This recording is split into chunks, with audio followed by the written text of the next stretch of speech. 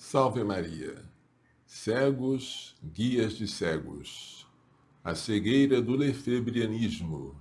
Este é o tema deste vídeo, que vamos iniciar recitando as 3 Ave-Marias. Ó Maria, fazei o meu coração tão puro quanto o vosso, pelo poder que vos deu o Deus Pai. Ave Maria, cheia de graça, o Senhor é convosco, bendita sois vós entre as mulheres, e bendito é o fruto do vosso ventre, Jesus. Santa Maria, Mãe de Deus, rogai por nós, pecadores, agora e na hora da nossa morte. Amém. Pela sabedoria que vos deu o Deus Filho. Ave Maria, cheia de graça, o Senhor é convosco, bendita sois vós entre as mulheres, e bendito é o fruto do vosso ventre, Jesus. Santa Maria, Mãe de Deus, rogai por nós, pecadores, agora e na hora da nossa morte. Amém. Pela misericórdia que vos deu o Espírito Santo. Ave Maria, cheia de graça, o Senhor é convosco, bendita sois vós entre as mulheres, e bendito é o fruto do vosso ventre, Jesus. Santa Maria, Mãe de Deus, rogai por nós, pecadores, agora e na hora da nossa morte. Amém. Cegos, guias de cegos. A cegueira do lefebrianismo. Deixai-os. São cegos, guias de cegos. Ora, se um cego guia outro cego, ambos acabarão caindo num buraco. Mateus 15, 14. Assim diz Jesus, referindo-se aos fariseus. Cegos não enxergam. Guias de cegos querem guiar a outros. Quando Jesus curou o cego de nascença, no final da cura, Jesus disse: para um discernimento é que vim a este mundo, para que os que não veem, vejam, e os que veem, tornem-se cegos. Quem são os que veem a que Jesus se refere? Os autossuficientes, os que se fiam em suas próprias luzes, em oposição aos humildes, dos quais o cego é o símbolo. O cego foi curado e passou a enxergar. Os autossuficientes permaneceram na cegueira, porque não aceitaram Jesus, que é a luz do mundo. A cegueira tem como raiz o orgulho. É a cegueira daquele que tem olhos e não quer ver. Não é a cegueira daquele que quereria enxergar, mas não tem luz, não tem olhos. Não. A cegueira do orgulho é aquele que tem olhos, que tem luz, mas voluntariamente fecha os olhos, rejeita a luz, não quer ver.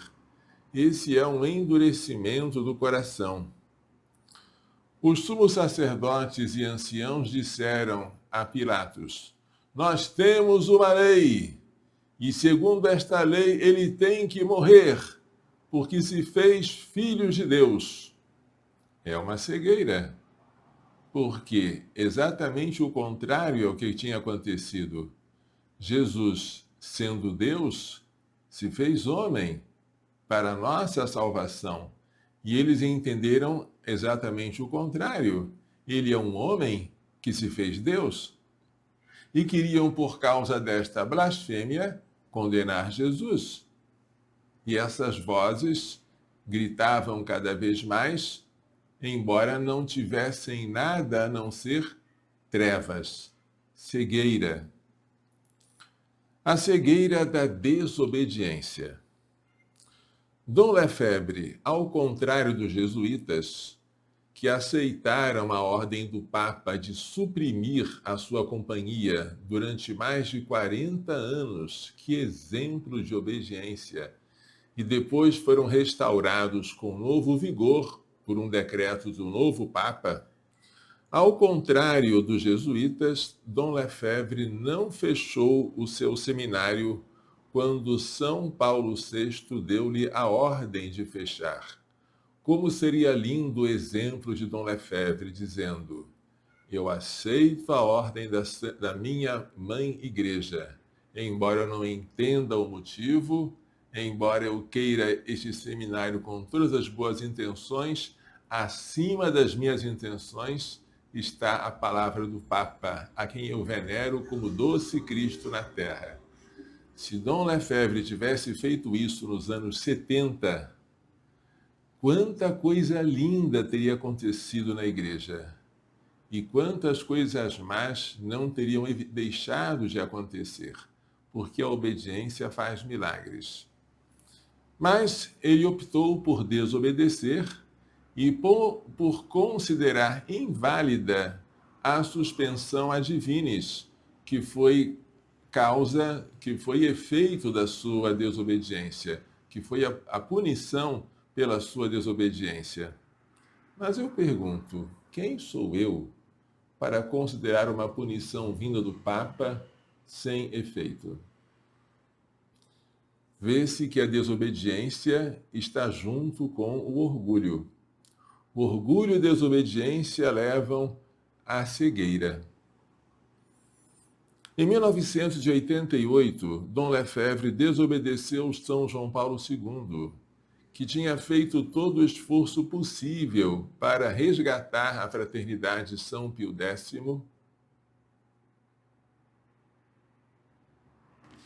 para reconhecê-la como sociedade de vida apostólica e para não deixar nada sem o reconhecimento canônico, com as bênçãos da obediência e com a validade de todos os seus atos. Quando tudo estava caminhando para um acordo que seria um acordo histórico, veio um surto de desobediência. Dom Lefebvre havia assinado o protocolo de acordo, no dia seguinte resolve voltar atrás. Que fizemos?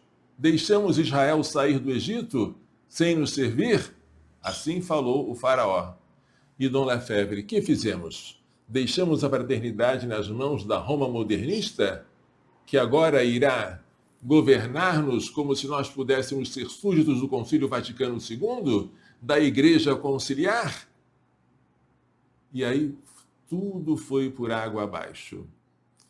Ele persistiu na ideia de ordenar 4 bispos e, por mais que o Santo Padre proibisse, pedisse, implorasse o contrário, as ordenações foram feitas no dia 30 de junho de 1988, aquele trágico dia que marca o ato cismático de Dom Lefebvre. E a cegueira permaneceu até 1991, quando Dom Lefebvre partiu deste mundo sem se reconciliar com o príncipe dos apóstolos, sem pedir desculpas, sem pedir o levantamento da sua excomunhão. Gente, que coisa triste. Eu tenho esperança de que Dom Lefebvre tenha se salvado. Ele pode ter feito um ato de contrição perfeita à última hora, mas é muito arriscado fazer o que ele fez. Passar uma vida de anos e anos em desobediência, menosprezando as punições canônicas, desde a suspensão até mesmo a excomunhão, e morrer sem as bênçãos do Santo Padre. Nossa, que Deus me livre de que, por orgulho, eu venha a fazer isso. Mas é possível. Todos nós somos fracos. E uma grande fraqueza é a fraqueza do orgulho. Dom Lefebvre, imitando o que fez Dom Pedro I, ele disse: desobediência ou morte! E os lefebrianos disseram: desobediência! Desobedecer para não morrer. Estamos num estado de necessidade. E nesse estado em que o Concílio Vaticano II está ensinando heresias, em que o Código de Direito Canônico está ensinando a mesma coisa que ensinou o Concílio Vaticano II, ou seja, heresias, em que nós não temos uma referência para a nossa fé, a única opção é desobedecer. Vamos consagrar os nossos bispos, porque os bispos conciliares nem sequer poderiam talvez ordenar validamente novos bispos ou novos sacerdotes. Assim, Dom Lefebvre se exprimiu na homilia da sagração episcopal. Ele duvidou da validade do sacramento da ordem conferida por bispos conciliares. Desobediência ou morte? Evidentemente, esse grito aqui eu estou imaginando. Ele não disse literalmente, mas espiritualmente sim. Ele preferiu desobedecer para não morrer, ou, como ele dizia, para não deixar a igreja morrer. Na sagração episcopal dos 4 bispos, ele disse que estava vendo, mas não estava, era cegueira, ou então era alucinação. Ele estava vendo vários papas que defendiam a tradição suplicarem a ele, não deixem a igreja morrer. Os papas que ele estava vendo, evidentemente uma alucinação talvez, pediam a ele para que ele consagrasse aqueles 4 novos bispos, para que a igreja não morresse nas mãos da Roma modernista e do espírito conciliar. Então, na opinião dele, se ele não desobedecesse, a igreja iria morrer. O que foi que Jesus fez? Exatamente o contrário. Em vez de desobediência ou morte, Jesus se fez obediente até a morte, e morte de cruz. Jesus, para não desobedecer, preferiu morrer. Dom Lefebvre, para não morrer, preferiu desobedecer. Preste atenção. O humilde, o obediente, desaparece. Ninguém mais ouve falar dele. Ao passo que o desobediente, o rebelde, recebe aplausos. Olha quanta coragem, quanto destemor, quanto atrevimento, que coisa boa! Encontramos um prelado que finalmente consegue afrontar até o Papa, afrontar o Concílio Vaticano II, denunciar os seus erros, suas heresias. Este é um herói. Quando morrer, certamente vai ser canonizado, a igreja vai reconhecer o seu heroísmo e blá, blá, blá, blá, blá. Assim são os desobedientes.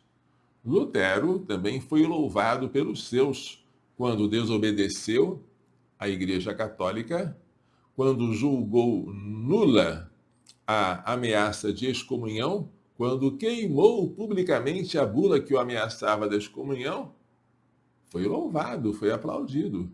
E se ele tivesse obedecido, ele iria se apagar. Assim fazem os obedientes. Também Jesus se apagou com a sua obediência. Morreu crucificado e quando ele ressuscitou não foi para todos, foi só para testemunhas seletas. Portanto, a glorificação completa de nosso Senhor diante de toda a humanidade virá numa segunda vez, na parousia. Por enquanto, Jesus, que se fez obediente até a morte, encontra-se escondido junto do Pai, sentado à sua direita. E embora ele tenha enviado o Espírito Santo, a sua glória está velada pelas espécies eucarísticas do pão e do vinho. Nós temos que acreditar e adorar naquilo que não vemos. Só no fim dos tempos que haverá o dia eterno, a plena visão. Os tradicionalistas extremados, não estou falando aqui daqueles que defendem a validade do magistério da Igreja, do Concílio Vaticano II, da missa nova, da reforma litúrgica, mas apenas preferem a missa anterior. Isso é algo legítimo, a Igreja permite. Mas estou falando dos tradicionalistas extremados, são unânimes em relativizar a obediência. Todos falam contra a obediência cega, que sempre foi tão exaltada pelos autores espirituais. Obediência cega, eles falam de maneira pejorativa, negativa, mas os autores espirituais tinham isso em alta conta. A obediência cega, chamada assim de cega, significa você obedecer sem sequer perguntar ou querer saber quais são as razões do superior. Ou seja, o superior me mandou fazer tal coisa. Eu não vou querer imaginar por que será que ele me mandou? Qual foi o motivo? Será que vale a pena? Não vale? Eu obedeço sem questioná-lo. Esta é a cegueira, mas é uma cegueira é uma cegueira muito boa, esta da obediência cega. Porque a única coisa que você enxerga nesse tipo de obediência é o pecado do superior, se houver. O pecado que ele quiser mandar que eu cometa.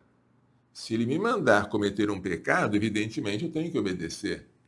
Se Dom Lefebvre manda você faltar à missa, porque na sua cidade só tem missa nova e não tem missa tridentina, e você obedece, você está pecando por obedecer a um superior que está mandando você pecar. Então, nesse caso, a obediência não pode ser cega, né? Mas, excluindo a hipótese do superior me mandar cometer um pecado, uma violação direta à ordem de Deus, tudo aquilo que o superior me manda fazer, mesmo as ordens que parecem mais loucas, eu posso e devo obedecer com alegria. E essa alegria os tradicionalistas extremados não têm. Lembram daquelas histórias que contavam para nós, histórias piedosas, mas muito edificantes, de que alguém estava escrevendo uma coisa, o sino tocou, era um seminarista, se eu não estou enganado, e a pessoa parou de escrever exatamente na hora que o sino tocou para ir à capela rezar. Aí, quando voltou, a frase que ele havia começado a escrever havia sido completada pelo seu anjo da guarda com letras de ouro. Por que letras de ouro? Pelo valor da obediência. Você sair exatamente na hora em que o sino tocou, sem querer prosseguir nem um pouquinho. É uma das histórias. Também a história daquele monge do deserto, São João o Anão, né, o pequenino, que regou durante 3 anos um toco de árvore seco. E a partir do 3º ano ele germinou, floresceu, porque o abade havia querido provar a sua obediência. Da mesma forma, Santa Rita de Cássia, quando a superiora dela mandou regar uma videira seca, e a videira floresceu e frutificou. Esta cegueira leva-os a falar mal da igreja. Falar mal. O meu livro, A Alma do Embrião Humano, inicialmente eu publiquei aqui em Anápolis mesmo, na Múltipla Gráfica e Editora. Mas depois eu tinha amigos de um grupo do Rio de Janeiro que parecia ser muito bom, e eu publiquei uma edição desse livro lá no Rio de Janeiro com esse grupo, que, repito, tinha grandes amigos lá. Esse grupo agora se desviou totalmente. Ele só sabe elogiar Dom Lefebvre, combater o Concílio Vaticano II e até combater o catecismo da Igreja Católica. Até que ponto chega a nossa cegueira? E eu vou deixar você, usuário do Instagram, por aqui, porque já está chegando próximo dos 20 minutos. Até logo, salve Maria! Para você que está me ouvindo a partir do YouTube, vamos prosseguir então. Como se falar mal da igreja fosse uma defesa da fé. Como se colecionar escândalos e expô-los ao público servisse para justificar a minha desobediência. A cegueira de pensar que Deus abandonou a igreja. Abandonou a igreja a um ritual herético, inválido, incapaz de santificar o povo, pois assim dizem da missa de Paulo VI. Os que participam dela, coitados, eles não descobriram a missa verdadeira, a missa de sempre de São Pio V. E Deus abandonou a quase totalidade da igreja a esta heresia. Eu, então, na opinião deles, fui formado na heresia. celebrei uma missa herética, inválida, incapaz de transmitir a graça para os meus fiéis, e eu estou aqui perdido. Não estou perdido. Aqueles que dizem isso é que estão perdidos. São cegos. São cegos, guias de cegos. E quando um cego guia outro cego, ambos caem no abismo. A cegueira do estado de necessidade. O estado de necessidade é uma situação passageira, momentânea, em que eu não tenho condições de comunicar-me com a autoridade estatal ou com o proprietário de uma coisa, e eu sou obrigado, premido pela necessidade, a destruir uma coisa, a usar uma coisa pela necessidade para apagar um incêndio. Às vezes eu tenho que derrubar um muro, mas esse muro não me pertence, mas o fogo não vai esperar eu pedir licença ao proprietário, então eu derrubo por causa da necessidade, depois eu peço desculpas, eu reconstruo. Isso é um estado de necessidade. Mas o estado de necessidade não se protrai no tempo. Não existe estado de necessidade que dure décadas, como pretende Monsenhor Lefebvre. Segundo ele, a igreja estava passando por um estado de necessidade desde o momento em que ele resolveu ordenar primeiro os sacerdotes, sem a autorização de São Paulo VI, segundo bispos, sem a autorização de São João Paulo II. Tudo isso justificado pelo estado de necessidade. Nesse estado de necessidade, então, ele se acha autorizado a julgar inválido o próprio Código de Direito Canônico. Pasmem, vocês não sabiam disso. Mas a Fraternidade Sacerdotal São Pio X julga inválido o Código de Direito Canônico promulgado por São João Paulo II em 1993, por considerá-lo personalista e ecumenista. E no lugar desse código, qual que eles adotam? O anterior, o de 1917? Não. Eles adotam uma mistura entre o antigo, de 17, e o novo. E quem faz essa mistura, quem sabe o que pode ou não pode ser aproveitado do novo para ser juntado ao antigo? Monsenhor Marcel Lefebvre. Ele é que determina o que pode e o que não pode. Ele se tornou legislador canônico, mas só quem legisla direito canônico é o Papa, a não ser que o Papa tenha delegado a outras pessoas, por exemplo, as conferências episcopais, o poder de fazer normas complementares, mas você, no lugar do Papa, julgar causas matrimoniais, e é o que a fraternidade faz, sobre nulidade de matrimônio, sobre dispensas e licenças de impedimentos matrimoniais, e tudo isso baseado simplesmente na vontade e no parecer de Dom Marcel Lefebvre. Eles têm tribunais especiais para isso. Existe um livrinho chamado Ordonnance, as Ordenanças da Fraternidade São Pio X, que contém essa mistura dos dois cânones, mas com a palavra dos dois códigos, né? Dos 17 e de 83, mas com a palavra final de Dom Lefebvre. Ele é que diz o que é que vale e o que é que não vale. Gente, sabe o que é isso?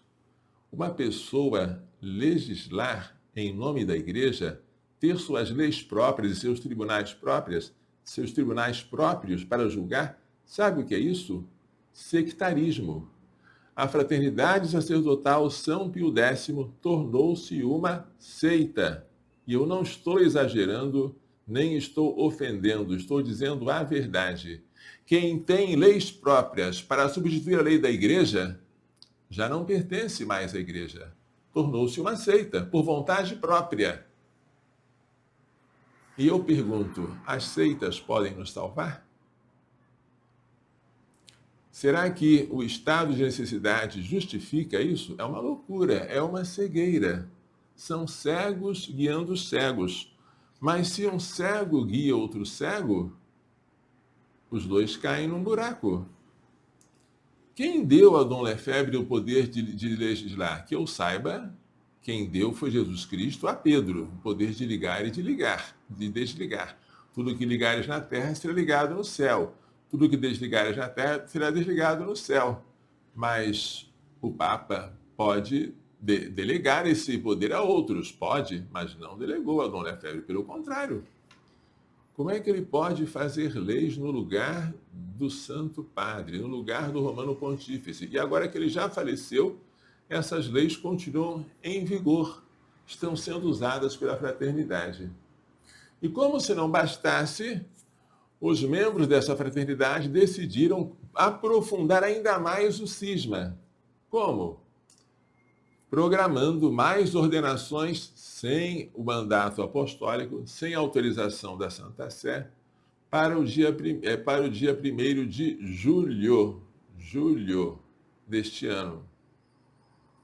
E acredite, gente, há pessoas que estão alegres com essas ordenações, como se elas fossem coisas boas, que não estão chorando nem lamentando por causa disso.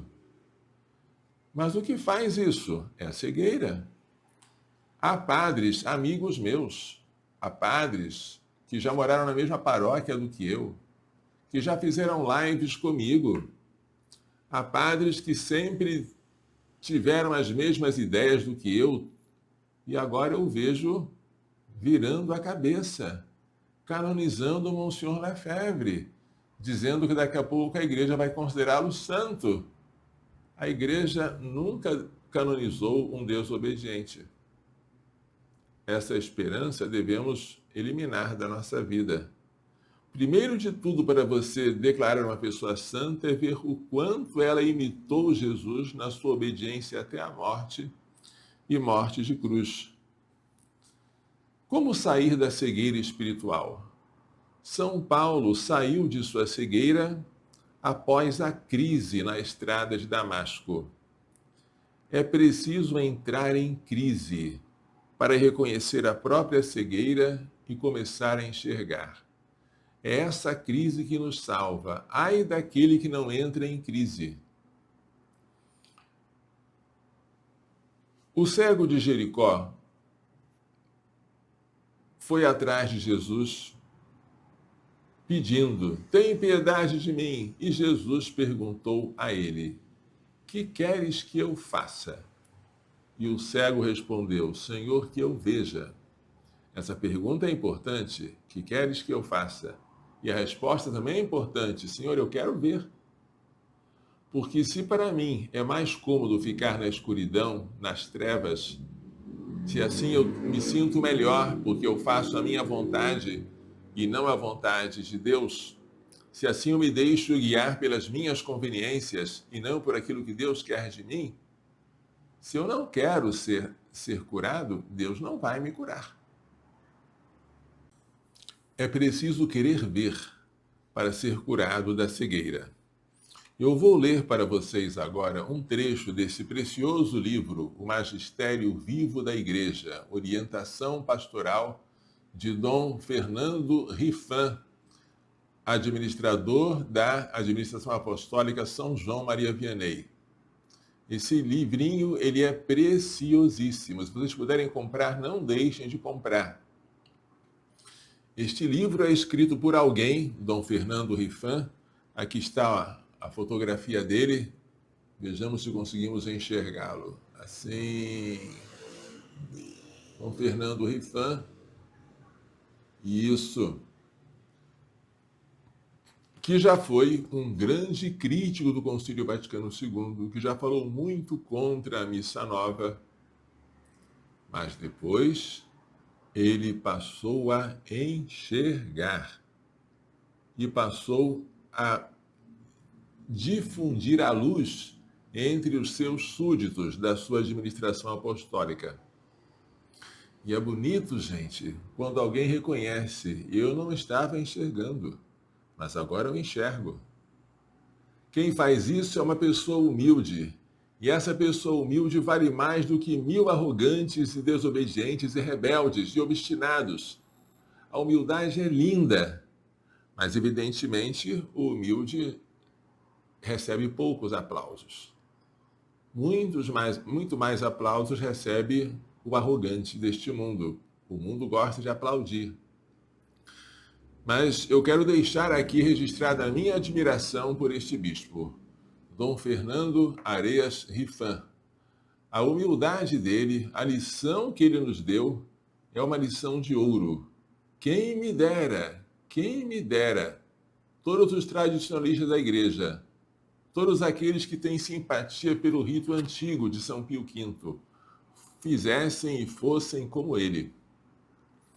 Para vocês terem uma ideia desta orientação pastoral, eu vou ler algumas partes preciosas. Eu vou começar por um trecho da página 31. Todas as pessoas autorizadas, teólogos e liturgistas citados acima, como o então cardeal Ratzinger, que futuro Papa Bento XVI, o cardeal Ferdinando Antonelli, que foi secretário da Comissão Conciliar da Liturgia, e o cardeal Eduardo Gagnon, que tiveram algumas reservas quanto ao modo como foi feita a reforma litúrgica pós-Vaticano II, especialmente na sua aplicação prática, permaneceram sempre dentro dos limites permitidos pela Igreja Católica, dogmática e canônica, e no respeito ao magistério da Igreja. Você pode criticar, fazendo críticas construtivas e com respeito, aquilo que ocorreu no Concílio Vaticano II e na reforma litúrgica. Pode. Crítica construtiva. Eu acho, na minha humilde opinião, que seria melhor que na concelebração os concelebrantes também se ajoelhassem e não apenas se inclinassem, como prevê o rito atual. É uma crítica construtiva que eu faço, sem desrespeitar a nada daquilo que foi estabelecido pela Igreja. E assim você pode fazer com 1000 coisas, guardando o respeito. Esses limites impostos pela teologia católica às reservas e críticas nos impedem, por exemplo, de dizer que o Novus Ordo Missae, a missa promulgada pelo Santo Padre Paulo VI, seja heterodoxa ou não católica. A sua promulgação, a sua forma no sentido filosófico, é a garantia contra qualquer irregularidade doutrinal que pudesse ter havido na sua confecção, na sua matéria, embora ela possa ser melhorada na sua expressão litúrgica. E é a sua promulgação oficial e não o modo de sua confecção que a torna um documento do magistério da Igreja. Muita gente acusa a missa nova de ter sido fabricada por um maçom. E esse maçom teria sido o cardeal Bugnini, Annibale Bugnini. Primeiro, as acusações de que ele seja maçom são muitas, mas eu nunca vi nada que fosse além de maledicências, de indícios. Não posso dizer com certeza nem sim, nem não. E na dúvida, eu prefiro a presunção da inocência. Todo mundo é inocente até que se prove o contrário. Mas ainda que este cardeal tivesse sido maçom, a confecção do documento não é a palavra final, mas sim a sua promulgação. Vamos ver o que diz aqui o próprio Dom Fernando Rifan. O ato verdadeiramente do magistério e que merece a assistência do Espírito Santo é o texto em sua plena formulação objetiva, promulgado pelo Papa, não interessando a opinião particular que tenham podido sustentar Monsenhor Aníbal Bugnini ou os membros do Conselho de Reforma da Liturgia. Casos semelhantes já aconteceram na história, quando o redator de uma encíclica papal emitiu opinião interpretativa da encíclica que discordava do texto formulado objetivamente e promulgado pelo Papa, único evidentemente válido como ato do divino magistério, não importando a ideia do redator. O que queria fazer Bugnini, qual era a intenção dele, o que ele importa pouco. O que importa é a intenção com que o Santo Padre quis, interpretou e promulgou esta forma litúrgica que nós usamos há décadas e que tem formado santos. São Carlo Acutis, vocês acham que qual tipo de missa que ele assistiu de que tipo de forma litúrgica ele participou, a não ser a missa de São Paulo VI. E ele se tornou um santo. Pode haver santos que se santifiquem com a missa de São Paulo VI, gente. Quem considerasse, prossegue o Dom Fernando Rifan, quem considerasse a nova missa em si mesma como inválida, sacrílega, heterodoxa ou não católica, pecaminosa e, portanto, ilegítima, deveria tirar as consequências teológicas desta posição e aplicá-la ao Papa e ao todo episcopado residente no mundo, isto é, a toda a Igreja docente.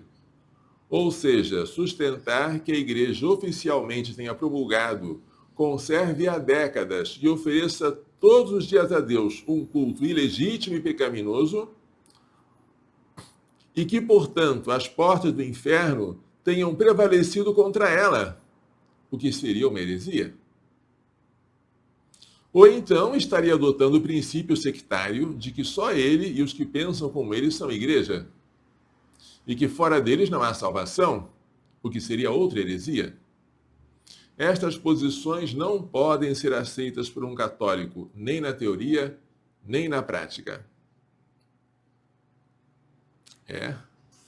Palavras de Dom Fernando Rifan.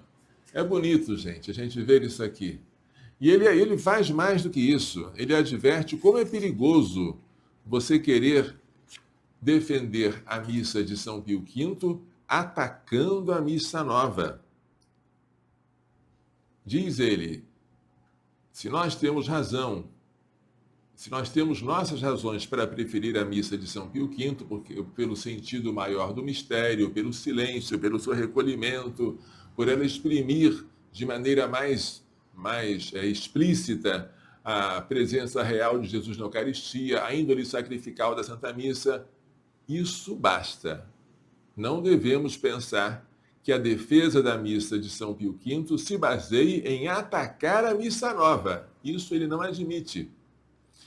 Isso ele não admite e isso é maravilhoso, gente, porque é a posição de um bispo. E de um bispo que enxergou e agora está levando as suas luzes aos outros.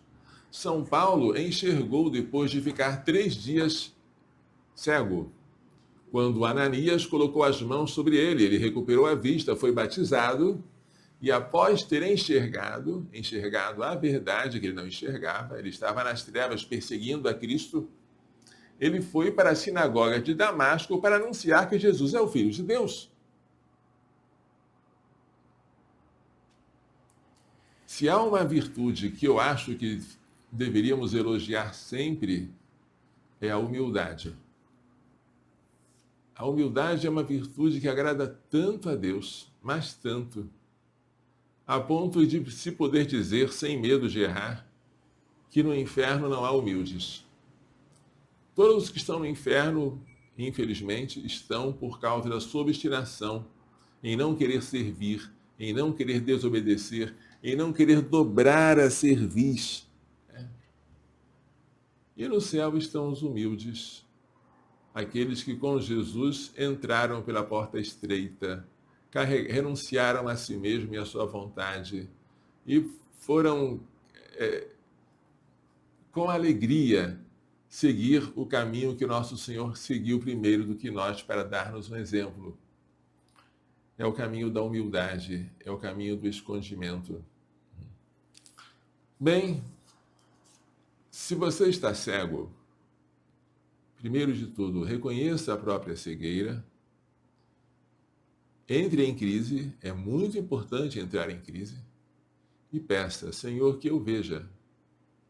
Também eu, olhando para trás, penso, nossa, há uns anos atrás, quantas coisas eu não enxergava, parece que eu fui cego.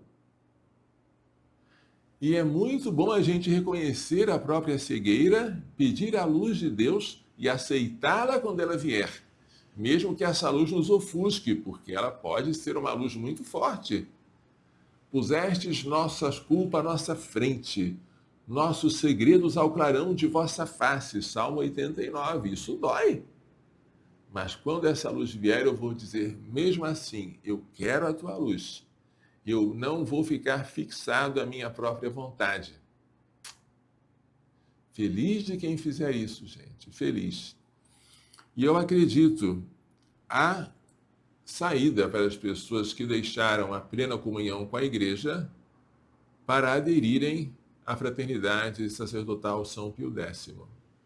Há saída para isso, sim, mas é uma saída dolorosa, que passa por esmagar o próprio orgulho.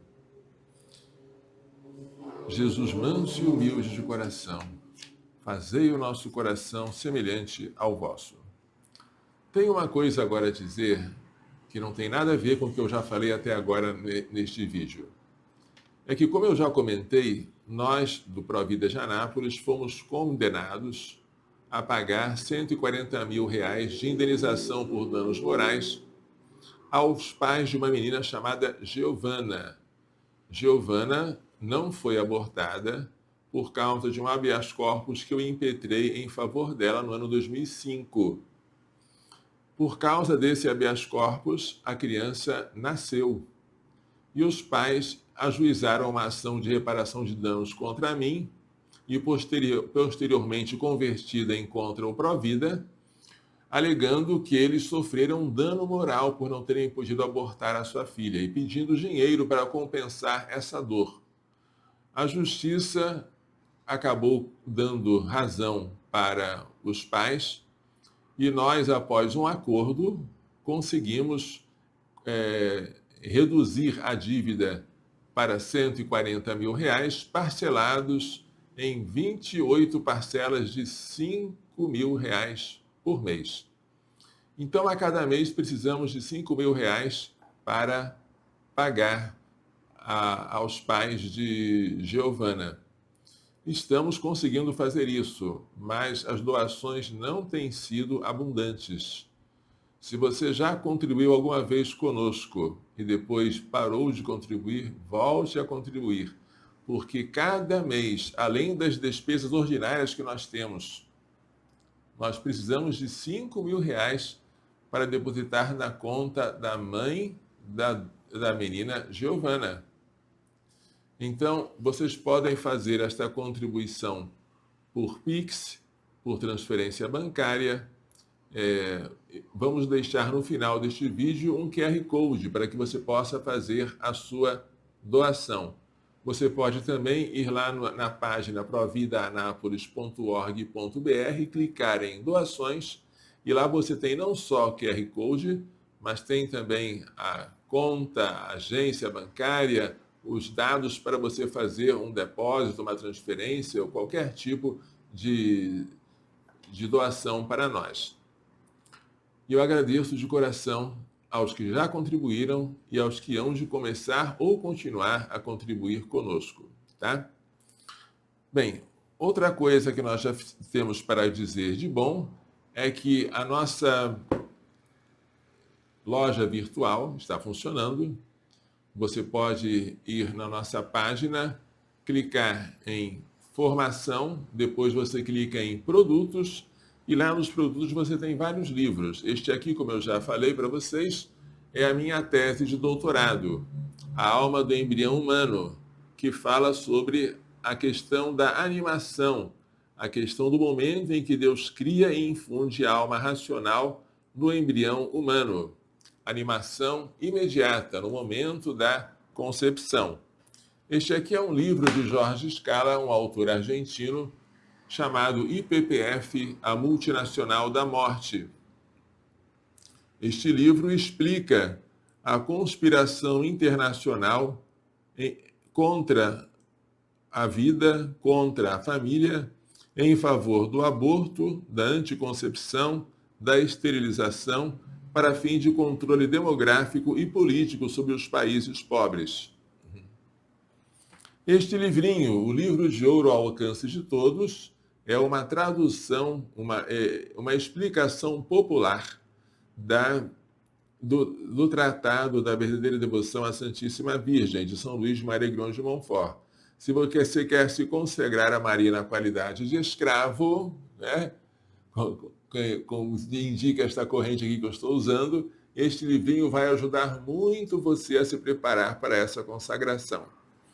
E este aqui é a segunda edição do livrinho Descobrindo a Castidade, que já tem feito tanto bem a tantas pessoas, namorados, noivos, jovens também. E valeria a pena você ler e, quem sabe, você presentear para que as pessoas que têm dificuldade em relação à castidade pudessem se beneficiar da sua leitura. Ótimo. E agora, vamos rezar, como sempre fazemos, a oração, a súplica ardente a São José.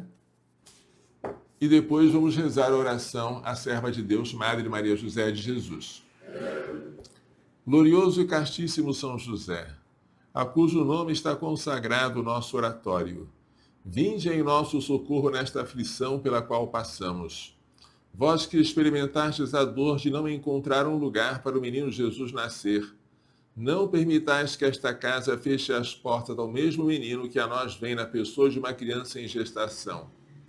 Vós que com prontidão vos levantastes e tomastes o menino e sua mãe para levá-los para longe da fúria de Herodes, vinde depressa libertar-nos da fúria do inferno, que deseja a ruína desta casa e desta obra. Vós que amais as crianças, pois vedes nelas o próprio Filho de Deus, a quem sustentaste e protegestes, não deixeis que os pequeninos sejam privados da vida natural pelo aborto, nem da vida sobrenatural pela falta do sacramento do batismo. Vós que trabalhastes silenciosamente no lar de Nazaré, não deixeis que a falta de silêncio em nós venha perturbar a paz que o menino Jesus nos veio trazer. Vós que vos preocupáveis com o sustento e bem-estar dos dois tesouros a vós confiados, Jesus e Maria, providenciai para as mães e seus filhinhos a quem assistimos tudo o que for necessário para o corpo e para a alma. Se é desejo de Deus, como desejava nosso fundador, Dom Manuel Pestana Filho, que haja irmãs religiosas para cuidarem das mães gestantes e seus filhos por nascer, não deixeis que esse desejo se frustre. Mostrai-nos, São José, quais irmãs Deus escolheu para realizar este trabalho, que São João Paulo II chamou de o mais importante da terra. Dai-nos, São José, a pureza angélica requerida para cuidar das criancinhas, cujos anjos veem continuamente a face de nosso Pai que está nos céus. Obtende-nos de vossa esposa, a Rainha dos Anjos, uma legião de espíritos celestes para guardar esta casa e esta obra contra os ataques do maligno.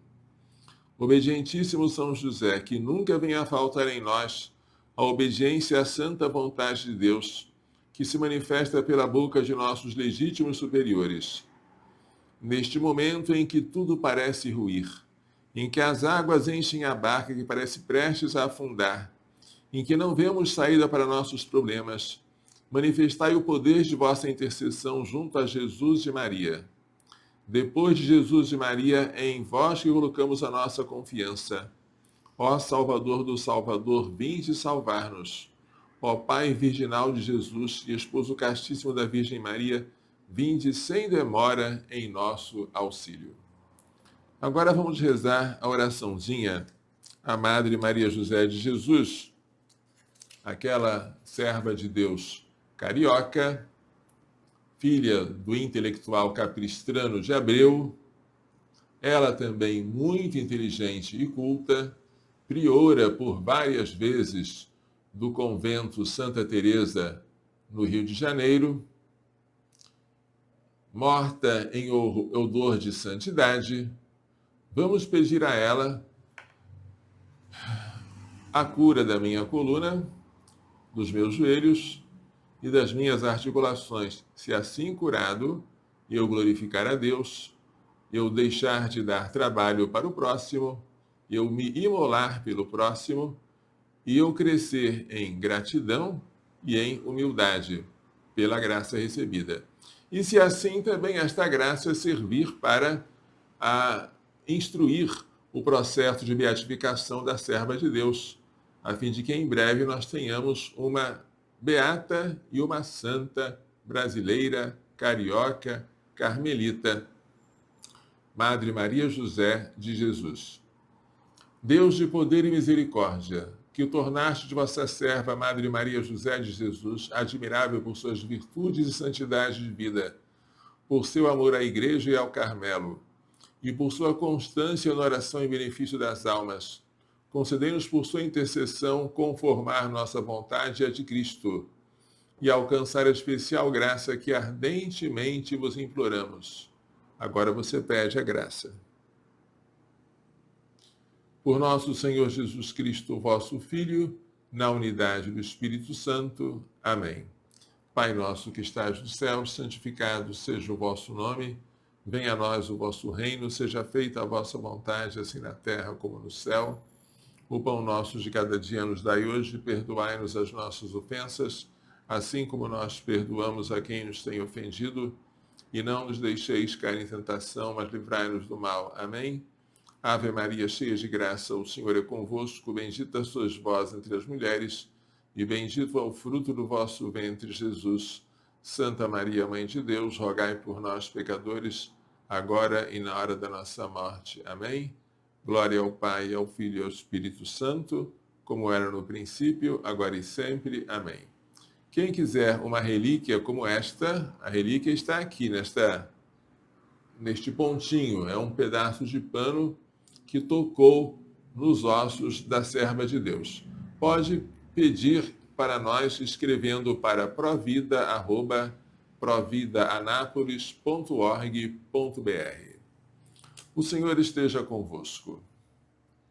Pela imposição de minhas mãos sacerdotais e pela invocação da minha aventurada sempre Virgem Maria, de São José, seu castíssimo esposo, São Luís Gonzaga, São Luís Maria Grande de Montfort, Santa Genevieve Tamara, Santa Teresa de Calcutá, São João Paulo II, São Miguel, São Gabriel, São Rafael, todos os anjos e santos, abençoe-vos, proteja-vos e guarde-vos com toda a bênção no céu e da terra, Deus Todo-Poderoso, Pai, Filho e Espírito Santo. Amém.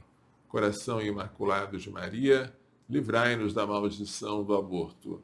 Pela vossa imaculada conceição, ó Maria, purificai meu corpo e santificai a minha alma. Glorioso São José, rogai por nós. Salve Maria.